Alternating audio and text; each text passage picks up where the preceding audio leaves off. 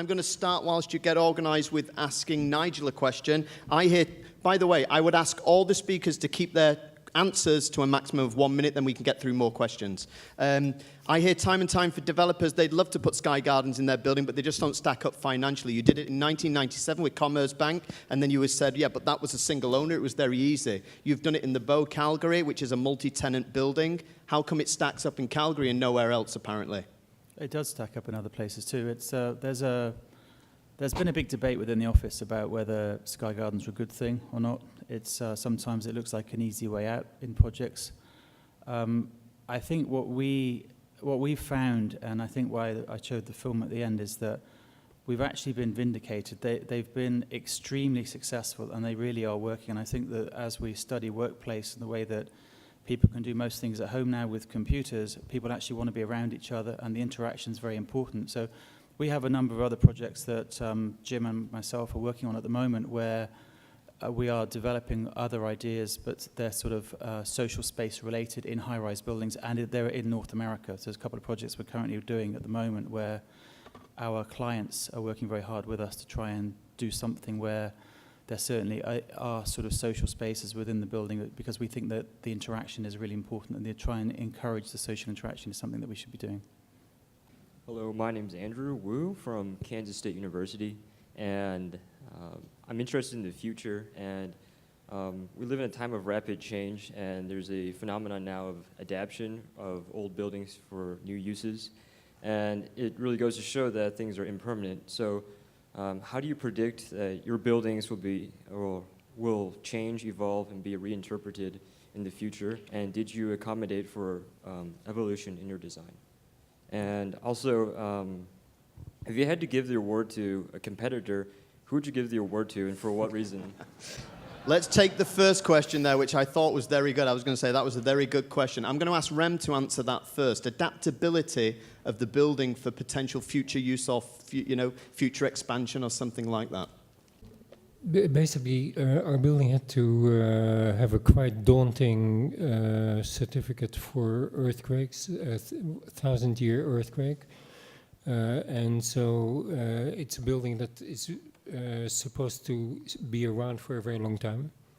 And that was an important reason to conceptualize the different interiors as elements that could be slotted in or fitted in what was otherwise considered a kind of infrastructure. You're right that many things change. In media, of course, they change faster than in other domains.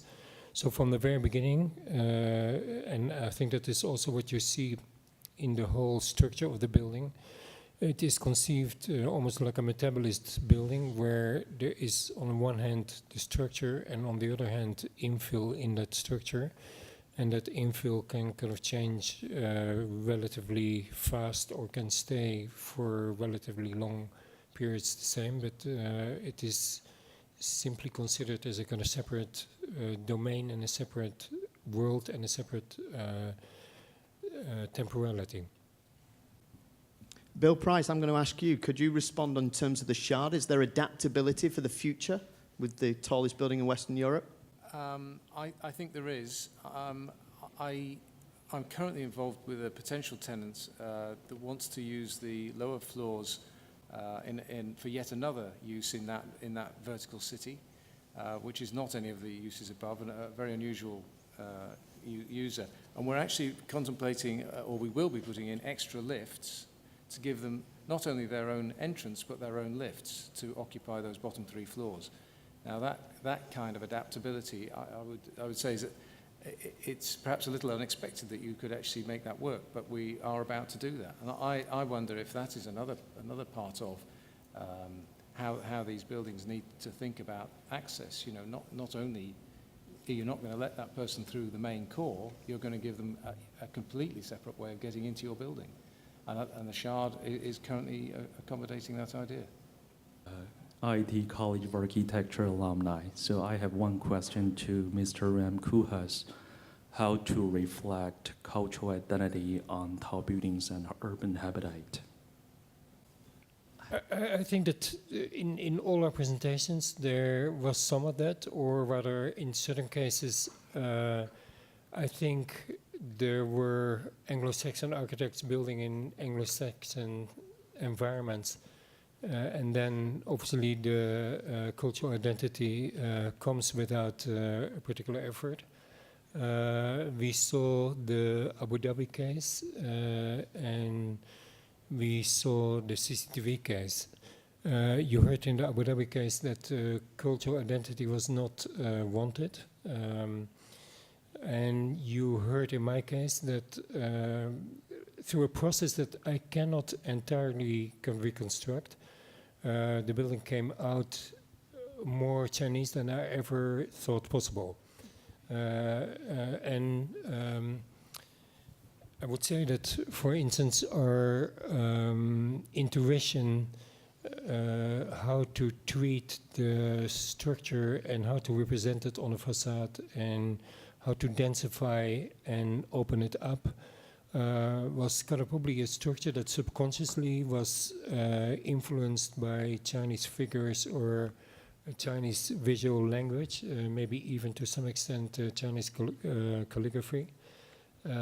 So it's probably a domain that depends on the kind of sensitivity of the architect, and that if that sensitivity is there, it works, but it's not probably something that you can impose on something too artificially.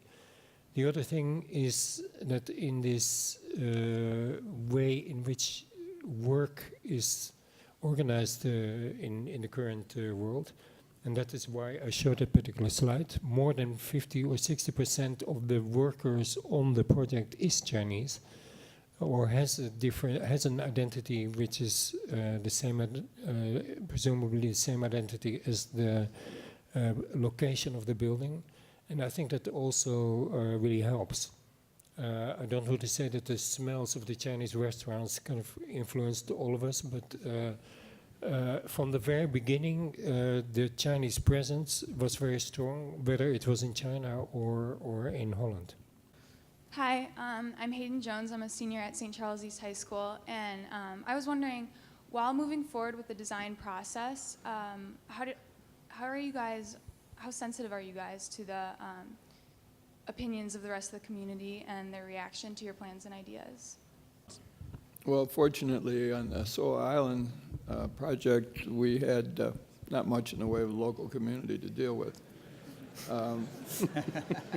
But it's a good question, and quite frankly, we deal with it all the time through the approval process and so forth. And I'm more than aware that many of the projects that I work on aren't necessarily what the people next door want to see. And at the same time, these cities are built on a certain concentration and urbanization and so forth. And I think we have to believe in the project that we're working on, that it's for the greater good of the area. And we have to face the fact that there are going to be people that aren't necessarily in favor of it. And I saw it in many projects in China where the land has been reclaimed and the farmers are objecting, and that they lost their land and so forth. And I really don't know how to rationalize that. And it's a good question, but unfortunately I don't really have a very good answer. Hi, my name is Corey, and I'm a Master of Architecture student at SAIC. And I've got a question for Rem.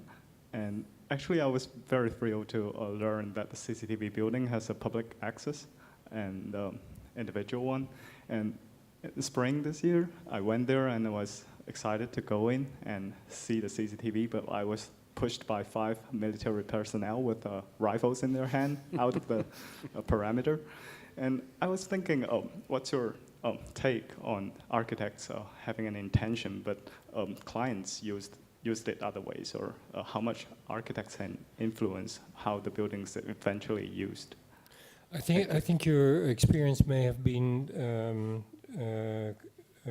related to the fact that the building is not officially opened. There is at this moment no reason whatsoever to think that the intention about the public loop will be simply an architect's intention that is not shared by the client. On the contrary, the intention was there from the beginning. It was in the competition. It has been supported, and we will probably be involved in completing it and in turning it into the, let's say, public event, which it will be when the entire building is opened and finished. We are still, there's simply no entity there yet, except physically as a kind of reservation. I'm a local architect in Chicago, and been at it for about 65 years. One of the things is, I remember Stud Sterkel talking to a famous engineer, and one of the questions was, do architects have to be careful of doing things just for effect, to make it iconic, or I think that has to be addressed and has to be carefully considered. Any comments? I think that's a very good question, and as we have a couple of minutes, I'm going to ask each of the panel members 30 seconds to summarize their thoughts. Should architects have complete freedom to create iconic buildings, or within that framework? Jack? So as one of the few non-architects up here, I think an architect's job is to put all the needs of the user, the owner, the developer, the community together, and to get the best answer. When an architect starts doing strange things for strange things' sake, you start to lose that efficiency that's important in I call it sustainably economically. And so that's, I think you have to be very careful going beyond. Nigel? I kind of agree with Jack. I think there's a rationalism in the way that Norman Foster works with the way that our practice is. And usually we have people like Jack alongside us who have got a very careful consideration for value and cost, and we work very closely to try and make sure we can deliver both the right architecture but make sure that it really functions and it's sustainable in an economic way. Rem? I think the question is not the right question. I don't think it's architects who want to have complete freedom to do what they want, because not a single architect has it. I think the pressure for the iconic is coming from a totally different force, and I think that is the so-called market economy, which kind of somehow now demands of building to be exceptional, noticeable, so that those qualities can be commercialized and presumably translated in financial terms. So I think it is one of the, let's say, strange discrepancies between the reality of the current situation and still the mythology of the kind of supposed grandiosity and the supposed megalomania of the architect. That is very strong, but I think I recommend anyone who has interest in a real situation to identify the forces that are actually responsible for a lot of the strangeness that currently surrounds our profession. Dave? Well, this is a bit of a tricky one for me, being the builder and at the end of the chain. I think, from my point of view, I think I'd like to see a little bit more thought sometimes in how these buildings are actually built safely, and sort of embracing safety by design, so that although some of these wonderful structures and designs are put out there into the market, it would be probably sort of nice sometimes to talk to some of us constructors, professionals, about how this could actually be physically built and built safely. Thanks. Bill? I think we're very lucky to work with some fantastic architects, certainly other people at Nigel's firm. It was a complete and utter pleasure to work with Renzo's team. And our engineers, my engineers, really felt that their ideas, as a practice, I think we're a little bit famous for saying what we think. So, you know, if you want to know what we think from a structural or a services point of view, we'll say that. But I think we're also good at listening. And I think we can, you know, our experience these days with those architects is one of collaboration and, you know, how do we solve this problem? And I think the feeling that we have to do what an architect wants or produce something that they want, I think that's gone. It's especially gone in high-rise. Final thoughts, Jim? I've been thinking from time to time, when did the term iconic enter the architectural vocabulary? And I can't exactly determine when. And it does seem like when in some parts of the world, when the request is made to do something iconic, it unleashes all kinds of strange ambitions and so forth. But as I said, I really strongly believe the thing that separates architecture from sculpture or sort of urban monuments is the fact that it has a function, that it is there to be intertwined with. And so it's not just a question of what the building, how beautiful the building is, but at the same time, how well it serves its function. I think there's always a question of what something costs and what it's worth. And some of these projects, I think, are creating projects that cost much more than what they're worth. And I think there's a certain balance that needs to take place on any project. Okay, thank you, Jim, and thank you all the panelists. I just want to, okay, let's have a round of applause.